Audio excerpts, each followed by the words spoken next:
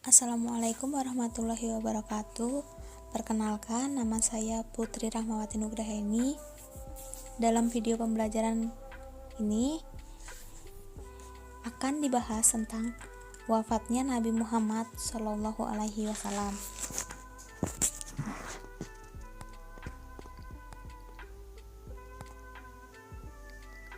Sebelum masuk pada materi pembelajaran dari wafatnya Nabi Muhammad SAW, sedikit kita akan menyinggung 2 hari menjelang wafat Rasulullah SAW merasa sakitnya agak membaik. Kemudian beliau meminta dibantu oleh Ali bin Abi Thalib dan Fadl bin Abbas untuk sholat zuhur di masjid. Waktu itu sholat hendak dimulai. Melihat Rasulullah SAW datang, Abu Bakar As-Siddiq dan jamaah sholat lainnya sangat bergembira. Abu Bakar As-Siddiq hendak mundur, tetapi Nabi Muhammad SAW memberi isyarat agar Abu Bakar As-Siddiq tetap di depan. Nah, selanjutnya kita akan membahas ya materi pembelajaran pada tema ini, yaitu Nabi Muhammad SAW wafat. Yang kedua, reaksi para sahabat. Yang ketiga, mengurus dan mengubur jenazah Rasulullah SAW. Yang keempat, yaitu peninggalan Nabi Muhammad SAW untuk umatnya. Langsung saja ke materi yang pertama, yaitu Nabi Muhammad SAW wafat. Pada hari Senin, ketika Abu Bakar As-Siddiq dan para jamaah hendak melaksanakan sholat subuh, Rasulullah SAW meminta penyekat kamarnya dengan masjid dibuka. Beliau memperhatikan kaum muslimin mengerjakan sholat subuh. Kemudian beliau tersenyum. Kaum muslimin sangat bergembira melihat kejadian itu. Abu Bakar As-Siddiq pun hendak mundur ke shaf karena menyangka Rasulullah hendak keluar untuk sholat. Namun beliau memberi isyarat agar mereka melanjutkan sholatnya. Setelah itu, Rasulullah meminta agar penyekat itu ditutup kembali. Sakit beliau semakin parah, tanda-tanda beliau akan wafat sudah tampak. Aisyah menyandarkan tubuh Rasulullah SAW di pangkuannya. Sementara itu, tubuh Rasulullah semakin lemah.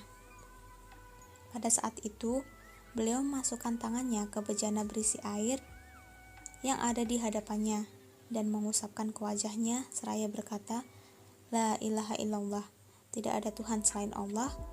Sesungguhnya kematian ini ada sekaratnya." Pada detik terakhir hendak wafat, Rasulullah mengangkat kedua tangannya seraya berdoa, "Ya Allah, ampunilah aku, rahmatilah aku, dan pertemukan aku dengan kekasih yang maha tinggi." Kalimat itu diulanginya hingga 3 kali. Setelah mengulang kalimat itu, Rasulullah menghembuskan nafasnya yang terakhir dan kembali ke zat yang maha tinggi, yaitu Allah Subhanahu wa Ta'ala. Rasulullah SAW wafat pada waktu duha, hari Senin, tanggal 12 Rabiul Awal, tahun ke-11 Hijriah, atau 8 Juni 632 Masehi. Ketika itu, beliau berusia 63 tahun. Beliau telah melaksanakan tugas kerasulan dan menyebarkan agama Islam selama 23 tahun, yaitu 13 tahun di Mekkah dan 10 tahun di Madinah. Beliau wafat setelah agama Islam tersebar di seluruh Jazirah Arab. Beliau juga telah meletakkan fondasi pemerintahan Islam yang kelak akan diteruskan oleh para sahabatnya sepeninggal beliau. Selanjutnya materi yang kedua, yaitu reaksi para sahabat. Yang pertama, yaitu sikap dari Umar bin Khattab. Berita tentang wafatnya Rasulullah telah membuat Umar bin Khattab hilang kesabaran. Dia berdiri seraya berkata, "Orang-orang munafik mengatakan bahwa Rasulullah SAW telah wafat. Sesungguhnya Rasulullah SAW tidak wafat, tetapi beliau pergi menghadap Tuhannya, sebagaimana kepergian Nabi Musa alaihi salam yang pernah pergi meninggalkan kaumnya selama 40 malam, lalu kembali kepada mereka setelah dikatakan bahwa dia telah meninggal dunia. Demi Allah, Rasulullah Shallallahu Alaihi Wasallam pasti akan kembali, dan aku pasti akan memotong tangan dan kaki orang-orang yang mengatakan bahwa beliau telah meninggal dunia. Sikap Umar bin Khattab itu karena dia sangat mencintai Rasulullah, sehingga dia lupa bahwa Rasulullah itu juga sebenarnya manusia biasa yang akan meninggal sebagaimana nabi-nabi terdahulu. Yang kedua yaitu sikap dari Abu Bakar As-Siddiq. Abu Bakar As-Siddiq adalah sahabat yang sangat setia kepada Rasulullah. Ketika Rasulullah wafat, dia sedang di rumahnya di Sana'ah. Mendengar Rasulullah wafat, segera Abu Bakar As-Siddiq menuju rumah kediaman Rasulullah dengan menunggangi kuda. Setelah turun dari kudanya, dia langsung memasuki masjid menuju kediaman Aisyah tanpa berbicara apapun. Ia mendatangi Nabi Muhammad yang ditutupi dengan kain. Dia menyingkap kain yang menutupi wajah beliau, lalu menciumnya dan menangis. Setelah itu, Abu Bakar As-Siddiq keluar menemui sahabat-sahabatnya yang lain. Sementara itu, Umar bin Khattab masih berbicara kepada orang-orang bahwa Nabi Muhammad SAW tidak wafat. Melihat itu, Abu Bakar As-Siddiq berkata kepada Umar, "Wahai Umar, duduklah." Namun, Umar tidak mau duduk. Kemudian dengan tegas, Abu Bakar berkata, "Barang siapa di antara kalian menyembah Nabi Muhammad SAW, sesungguhnya beliau telah wafat. Dan barang siapa menyembah Allah, sesungguhnya Allah Maha Hidup, tidak mati." Kemudian, Abu Bakar As-Siddiq membacakan surah Ali Imran ayat 144, yang artinya, "Dan Muhammad hanyalah seorang rasul. Sebelumnya, telah berlalu beberapa orang rasul. Apakah jika dia wafat atau dibunuh, kamu berbalik ke belakang, murtad? Barang siapa berbalik ke belakang, maka ia tidak akan merugikan Allah sedikit pun. Allah akan memberi balasan kepada orang-orang yang bersyukur." Setelah Umar mendengar Abu Bakar membacakan ayat tersebut, Umar merasa tidak berdaya. Kedua kakinya lemas sehingga dia terduduk ke tanah. Ketika itulah Umar menyadari bahwa Nabi Muhammad SAW telah meninggal dunia. Pada hari wafatnya Rasulullah, tidak dapat digambarkan betapa sedihnya, betapa berdukanya kaum muslimin waktu itu. Para sahabat Rasulullah hampir tidak sanggup menerima kenyataan atas meninggalnya Rasulullah. Seperti Umar bin Khattab, dengan pedang Turhunus mengancam siapa saja yang mengatakan bahwa Nabi wafat. Untunglah dalam keadaan seperti itu, Abu Bakar dapat menenangkan suasana dan menenteramkan kaum muslimin. Untuk materi yang ketiga yaitu mengurus dan menguburkan jenazah Rasulullah SAW. Sebelum jenazah Rasulullah diurus, timbul perdebatan antara kaum Muhajirin dan kaum Ansor di Saqifah Bani Sa'idah dalam persoalan siapa yang akan menjadi pemimpin sepeninggal Rasulullah.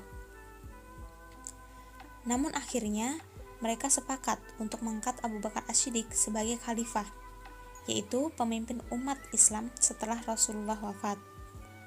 Hal ini terjadi sampai menjelang malam, yaitu malam Selasa. Pada hari Selasa pagi, mereka mengurus jenazah Rasulullah untuk dimandikan, disolatkan, dan dikuburkan. Orang-orang yang memandikan beliau adalah Abbas, Ali bin Abi Thalib, Al-Fadl bin Abbas, Khatsam bin Abbas, Syakron, Usamah bin Zaid, dan Aus bin Khawli.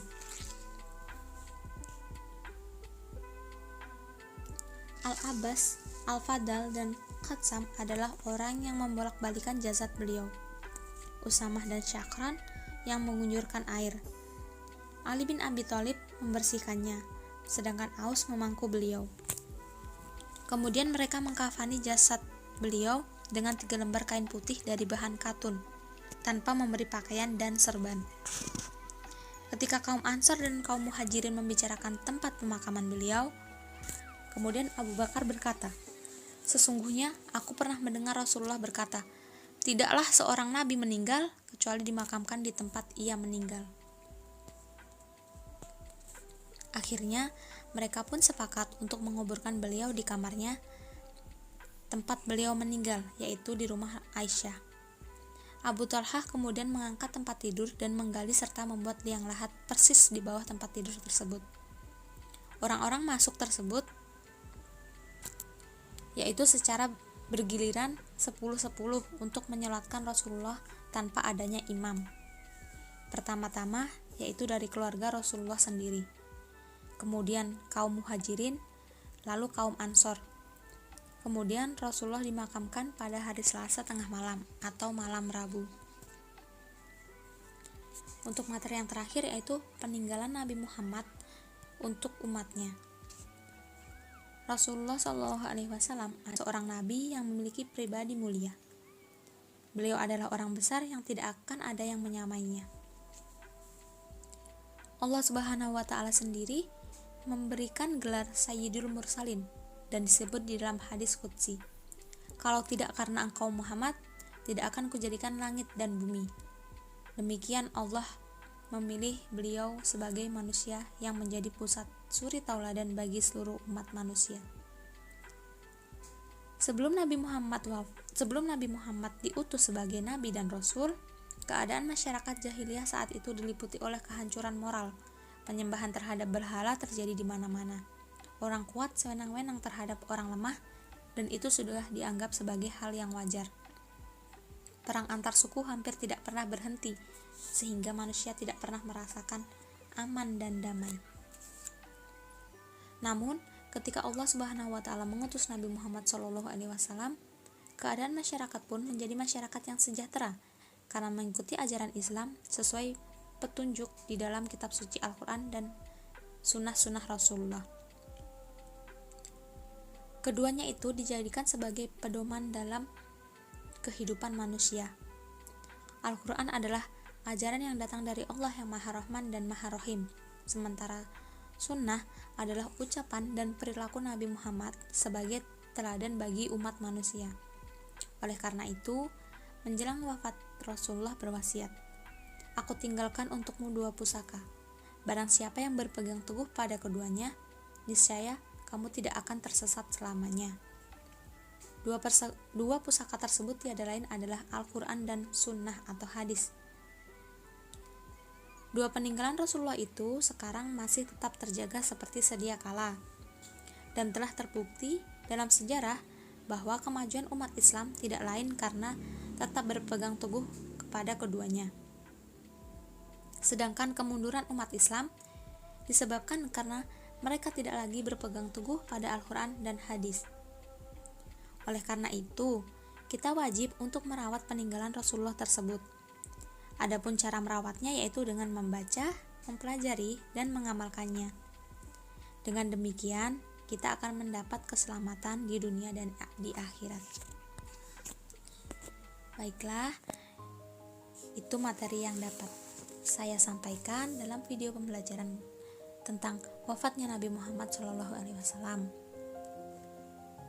Mohon maaf bila ada kesalahan. Wassalamualaikum warahmatullahi wabarakatuh.